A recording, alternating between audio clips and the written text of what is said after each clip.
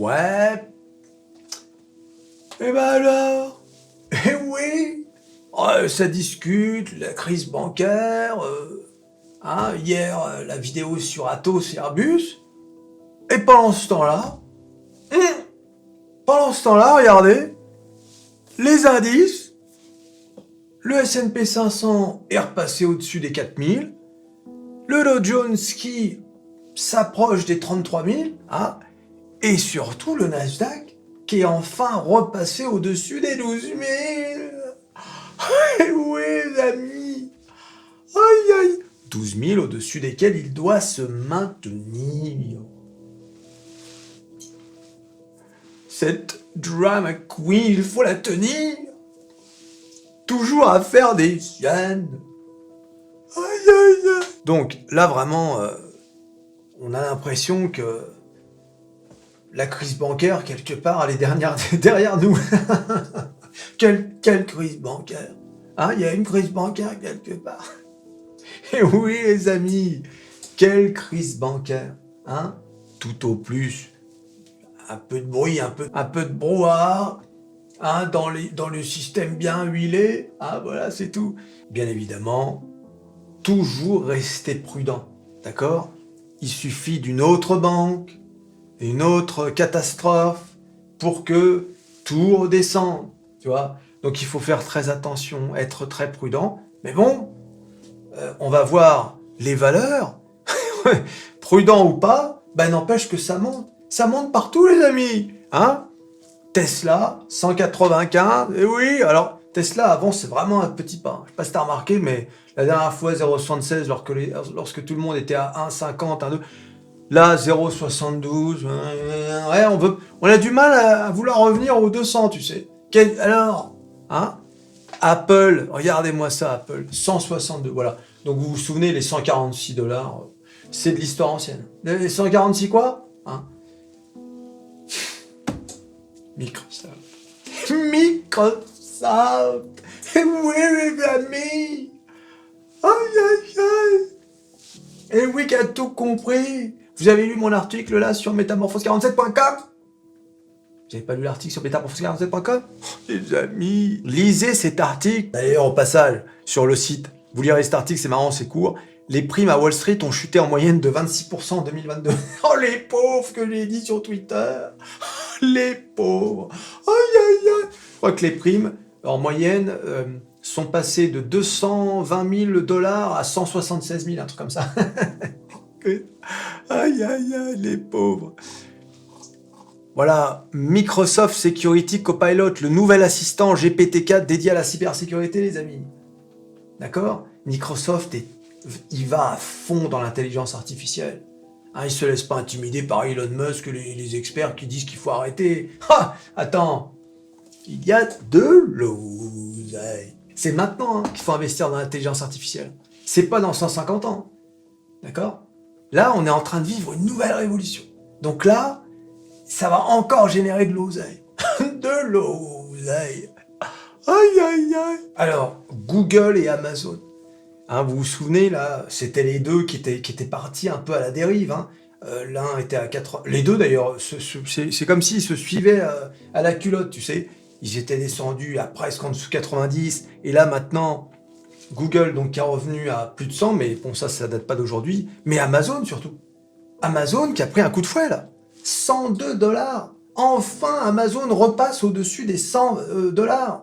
Et oui, souvenez-vous, les deux étaient allés à 110, etc. il n'y a pas longtemps, et étaient redescendus à 90. Ils avaient perdu, mais vraiment, ils avaient bien mangé, Amazon et Google. Google, on se souvient, c'était à cause de Bard, la présentation de Bard qui avait été catastrophique, et dans le même temps, Microsoft annonçait que ils intégraient ChatGPT dans Bing, donc vraiment, il y en avait un qui s'était planté, mais c'est Google, les amis. J'entends Google, c'est fini. Non, ça reste Google. Ils ont des moyens et surtout, ils travaillent dessus depuis des années. Donc attention, c'est marrant comme d'un jour à l'autre presque, une entreprise ne vaut plus rien. Bientôt, on va nous expliquer qu'Apple, c'est une entreprise de clochards, tu sais. Et oui, les amis. Meta, vous vous souvenez quand ils faisaient la course pour 200 $ avec Tesla? Regardez, 207, bientôt 208 $. Allez. Comme si de rien n'était. Ah, je rappelle que Tesla était fin novembre à 88 $. Vous vous rendez compte quand même. C'est fou, hein. Les gens disaient ça va s'effondrer, c'est fini. C'est bien sûr, quand je dis les gens, vous avez compris de qui je parle. Hein, je parle des oiseaux de mauvaise augure. Aïe, aïe, aïe, il y en a partout. Ah bah là, aujourd'hui, hier, ils ont déchanté. On les entend plus, hein. Les oiseaux de mauvaise augure. Ah non, ils sont plus là. Aïe, aïe, aïe. Alors Intel, hein, je vous ai dit, j'ai fait un article dessus, hein, regardez sur le site internet, avec leur Sierra Forest, là, leur attendu processeur économe, hein, qui va sortir début 2024. Enfin, il se passe quelque chose chez Intel. Ah, ça faisait un petit moment qu'il se passait plus rien. Bon, on est repassé au-dessus des 32, mais bon, on l'a tellement chuté. Il y a tellement à rattraper avec Intel. Je rappelle que l'année dernière, Intel était à 60 $. Donc là, 32 $, bon. Mais bon, on revient des 25, des plus bas, c'est déjà pas mal. Voilà, bon, après, c'est des valeurs que j'ai moi personnellement, hein, c'est pas forcément... Ah non, d'ailleurs, Autodesk et Adobe, j'ai revendu, oui, je les ai plus. Donc quelques valeurs françaises quand même, Airbus qui continue de monter à 122, qui va rejoindre les 124 peut-être, hein, ouais. Vous vous rendez compte quand même, hein, comment en l'espace... Là encore, ce qui est incroyable, je vous le dis, hein, pour ceux qui débutent à la bourse, ce qui est incroyable par rapport aux années précédentes, c'est la vitesse. La vitesse de changement de prix. D'accord? Avant, pour que Google passe de 90 à 100, bah peut-être qu'il fallait un mois ou deux. Là, maintenant, en quelques jours, allez, tu vois un peu? C'est incroyable, hein? Je vous dis, c'est à même à se demander s'il faut continuer de faire du long terme. Franchement, c'est une question qu'il faut se poser. Est-ce que finalement, on n'est pas rentré dans une période où le swing trading est plus intéressant que le long terme? Voilà, bon alors ça c'est un débat qui date depuis la création de la bourse, j'imagine. Mais c'est vrai que la bourse change depuis quelques années, depuis l'introduction des Robinhood, etc., Internet, la facilité, puis le Covid aussi. Hein, beaucoup de gens se sont mis à investir à la bourse pendant le Covid. D'accord? Donc ça change. C'est incroyable. Incroyable. Regardez Stellantis. Souvenez-vous quand je vous disais, ah Stellantis, ça y est, ils sont loin les 17. Bah regardez, on est à 16,58 déjà. On y revient. Tu vois? Nokia qui va rejoindre les 4. Nokia, quand est-ce qu'ils vont m'offrir la joie de les voir à 5 €? C'est pour quand, nom de Dieu? Et Atos, qui après avoir perdu 11% hier, avant-hier, eh bien, a repris 5,42. Bah, attends, je vous ai dit, hein, tu vois, comme quoi, je vous ai dit dans la vidéo d'hier que je gardais mes actions Atos et que je ne cédais pas à la panique. Une fois de plus, il y a des gens qui ont vendu, hein, qui ont cédé à la panique. Imaginez leur tête quand ils ont vu 5,42 le lendemain, tu vois. C'est ça aussi le truc. Ne jamais céder à la panique. J'ai vu sur le forum de Métamorphose47.com des gens racontant leur histoire avec les banques. Certains ont acheté du BNP, du Société Générale, et quand ils ont vu ces histoires de perquisition, ils ont vendu. Résultat, Société Générale et BNP ont explosé 2%, 3%. Tu vois un peu? Eh oui! Les marchés financiers ne fonctionnent pas nécessairement quand ça les arrange pas, ils n'utilisent pas de news pour baisser. S'il y avait eu un mouvement de fond, de baisse, enfin, s'il y avait eu des market makers, c'est-à-dire des faiseurs de marché, qui avaient prévu de vendre du BNP et la Société Générale, alors là, c'était du moins 15 qu'on avait. Parce que ils avaient prévu de liquider, tu vois. Mais comme c'est pas le cas, et que y a rien de prévu en ce sens, et ben la news finalement elle disparaît. Et oui, je vous ai déjà dit que les marchés étaient manipulés jusqu'à l'os. Il faut que je vous le dise combien de fois? C'est pas possible. Il n'écoutera rien. C'est pas possible. Alors à noter la performance du jour. H&M. Voilà, bon, moi j'ai quelques actions H&M. Ne me demandez pas pourquoi, c'est comme ça. J'ai le droit d'acheter des actions H&M. Voilà, mais qui datent de la crise du Covid, là. Voilà. Alors il faut savoir que ces actions avaient perdu énormément depuis qu'H&M avait pris position sur l'histoire des Ouïghours en Chine. Et la Chine avait dit, eh bien dans ce cas-là, vous ne vendrez plus en Chine. Et du coup, H&M, à l'époque, avait perdu énormément. Le titre s'était effondré. Mais là, ils ont publié de bonnes ventes, de bons résultats. Donc H&M a pris hier 16%. Et oui, les amis. Aïe, aïe. Bien H&M. Non, ne pas H&M. Ouais, bien. Bonne qualité, pour pas cher. Comme ça, tu peux mettre ce qui reste sur des actions. Oui. Aïe, aïe, aïe. Oh, bah bien évidemment. Bien évidemment. Ah. Le CAC 40. Le CAC 40, regardez, hein, il revient à la TH. Regardez-moi ça. Voilà. Et un peu. Du 7 mars, du fameux 7 mars, jusqu'au 20 mars, où on est descendu quand même à 6796. On est descendu en dessous des 6800, hein, d'accord? Et là, on est à 7250.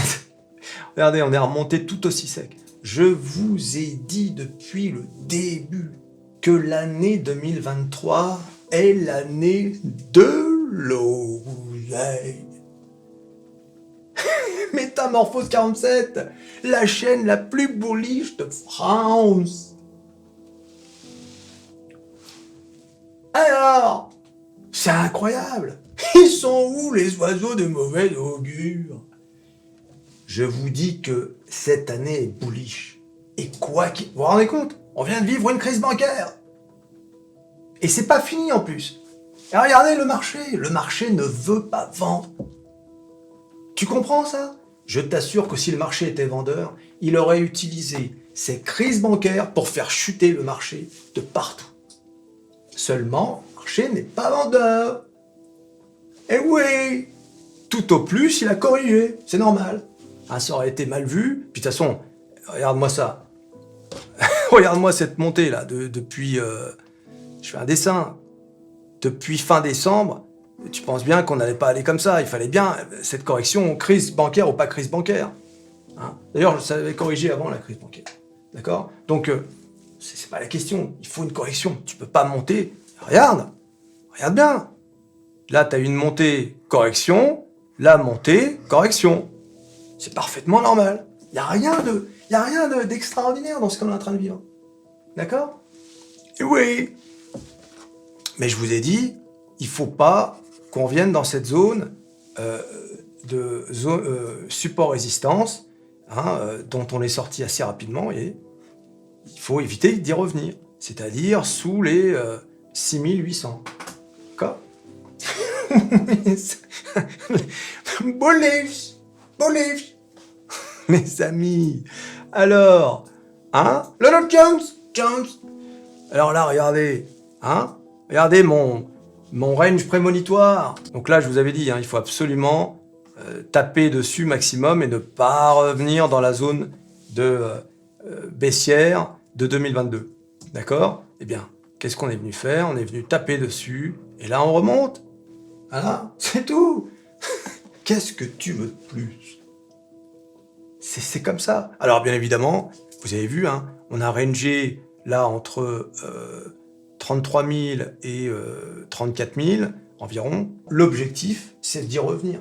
Hein, c'est de venir rattraper la zone, le range prémonitoire que j'ai dessiné. C'est ça, hein, l'objectif. D'accord?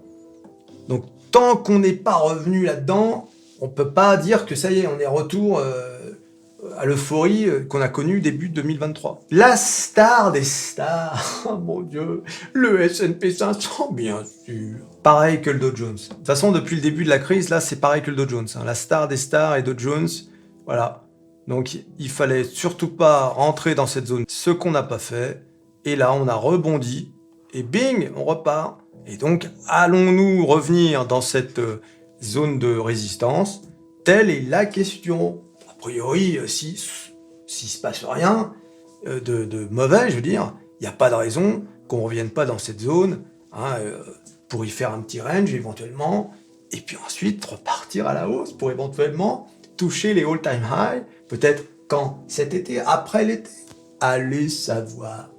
Oui, je rappelle, hein, le all-time high pour le S&P 500, hein, il est encore un peu loin quand même. Hein. Il est quand même à 19%. Donc on en est encore très loin. Ah oui, il faudra au moins, au minimum, plusieurs mois pour y arriver. Sauf vraiment s'il y a une période euphorique, auquel cas on peut... oui, ça serait quand même très surprenant. Maximum, je pense, en septembre pour le all-time high. Ouais. Ah, si on y arrivait avant, ce serait très surprenant. Ce serait très surprenant. Mais tout est possible. Tout est possible. Alors arrête. La drama queen. Le Nasdaq. Aïe, toujours à faire des siennes. Oh, j'en peux plus de celle-là. Regarde-la.